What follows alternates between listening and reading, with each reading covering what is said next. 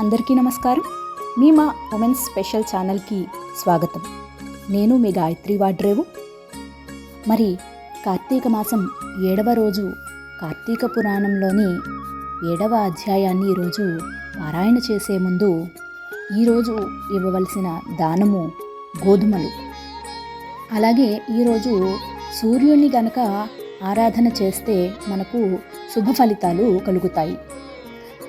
సూర్యుణ్ణి ఆరాధించేటప్పుడు పఠించవలసిన మంత్రం ఓం భాం భానవే స్వాహ, ఓం భాం భానవే స్వాహ. ఈరోజు తినే పదార్థాలు నిషిద్ధము ఏమీ లేదు. అలాగే ఈ విధంగా వీటిని ఆచరించడం ద్వారా మనకు తేజస్సు మరియు ఆరోగ్యము, ఐశ్వర్యము అనేవి అభివృద్ధి చెందుతాయి.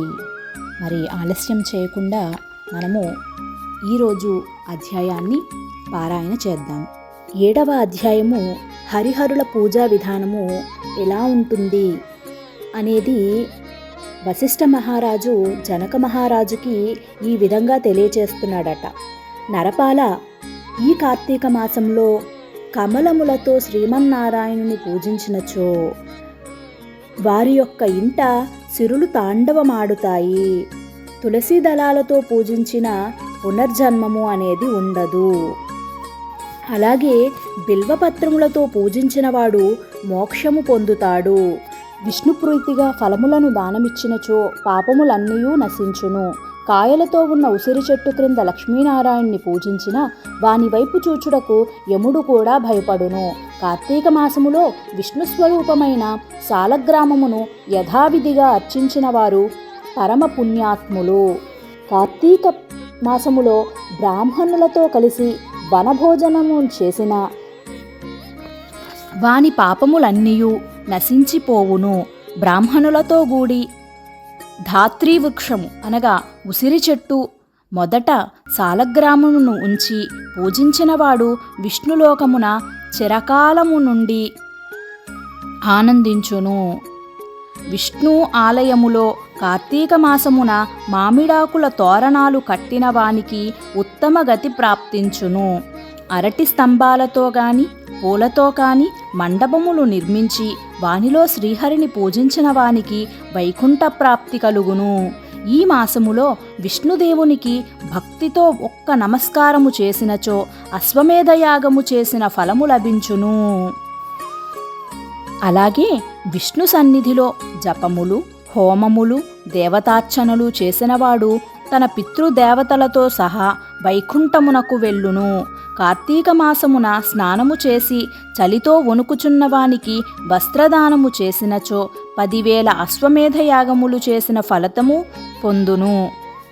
ఈ మాసములో మాధవుని ఆలయ శిఖరమందు ధ్వజారోహణము చేసిన వాని పాపములు గాలికి దుమ్ము కొట్టుకొని పోయినట్లు కొట్టుకొని పోవును అని జనక మహారాజుకి వశిష్ఠ మహాముని తెలియచేస్తూ ఇంకా ఈ విధంగా చెప్తున్నాడట. తెల్లనివి, నల్లనివి అవిసపూలు తెచ్చి విష్ణు పూజ చేసినచో 10,000 యజ్ఞములు చేసిన ఫలము కలుగును. కార్తీక మాసములో బృందావనమునందు అనగా తులసీవనమునందు గోమయముతో అలికి ముగ్గులు పెట్టిన స్త్రీలను విష్ణుదేవుడు అనుగ్రహించును. ఈ మాసములో హరి సన్నిధిలో నందాదీపము పెట్టినచో దాని ఫలము చెప్పుటకు బ్రహ్మకు అయినను సఖ్యము కాదు. తిలలు, ధాన్యము, అవిస పువ్వులు జత చేసి నందాదీపమును శ్రీహరికి సమర్పించాలి అని తెలియచేస్తున్నాడట. ఇంకా కూడా ఈ విధంగా ఇంకా ఏ రకంగా ఆరాధించాలి, ఇంకా ఎలాంటి పూజలు చేయాలి, ఇంకా ఏమి దానం ఇవ్వాలి అనే విషయాల గురించి వశిష్ఠ మహాముని జనక మహారాజుకి ఈ విధంగా తెలియచేస్తున్నాడట. మంచి జిల్లేడు పూలతో కార్తీక మాసమున పరమశివునను ఆరాధించినచో ఇహమున పూర్ణాయుర్ధాయమును పరమున మోక్షమును కలుగును. భక్తుడు పాప విముక్తుడై మల్లెపూలతో మాధవుని అర్చించిన ఈ మాసమున తులసీకర్రతో గంధము తీసి సాలగ్రామమునకు సమర్పించినచో విష్ణులోకమును పొందును. శ్రీహరి సన్నిధిలో నాట్యారాధన చేసినచో జన్మాంతర పాపములు కూడా నశించును. కార్తీక మాసములో విష్ణు దేవాలయమును దీప పుష్పాదులతో అలంకరించిన వానికి విష్ణు సాన్నిధ్యము కలుగును. ఈ సమయములో అన్నదానము చేయుట చాలా పుణ్యప్రదము అని తెలియచేశాడట. ఇంకను తిలదానము, నదీ స్నానము, రావి ఆకులో భోజనము, అన్నదానము కార్తీక మాసములో విశేష ఫలప్రదములు. ఇవి చేయని వారికి కుక్క జన్మమును, ఆ పైన చండాలత్వమును కలుగును. గాడిద జన్మ కూడా కలగవచ్చు. కార్తీక మాసములో కడిమి పూలతో శ్రీహరిని అర్చించువాడు సూర్యమండలమును ఛేదించుకొని స్వర్గలోకము చేరి అచ్చట చిరకాలంగా ఉండును. మొగలి పూలతో హరిని పూజించిన వాడు ముందు 7 జన్మములలో వేదాంగ విశారదుడగును. పద్మములతో పూజించినచో చిరంజీవి అయి తుదకు సూర్యమండలమును చేరును. అవిసపూలు మాలను తాను ధరించి విష్ణువుకు కూడా ఆ మాలికలతో పూజించినచో ఇంద్ర పదవి వస్తుంది. ఆడవారు కూడా పూలదండలతోనూ తులసీ దళములతోనూ దామోదరుడిని అర్చించినచో వారు కూడా వైకుంఠమునకు పోవుదురు. కార్తీక మాసములో ఆదివారము నాడు స్నానదానముల చేసినచో నెల పొడుగునా స్నానము చేసి పుణ్యము వస్తుంది.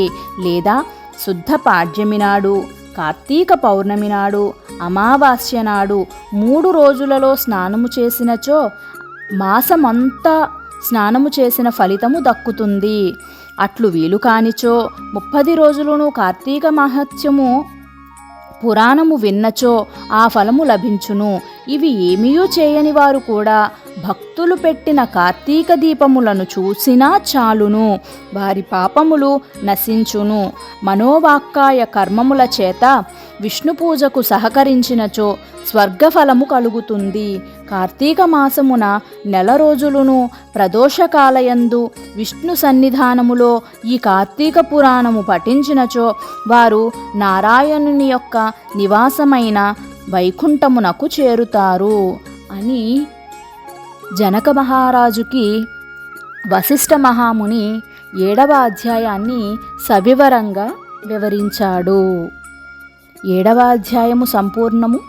ఈ వీడియో మీకు నచ్చినట్లయితే దయచేసి మా ఛానల్ని సబ్స్క్రైబ్ చేయండి, లైక్ చేయండి, షేర్ చేయండి. ధన్యవాదములు.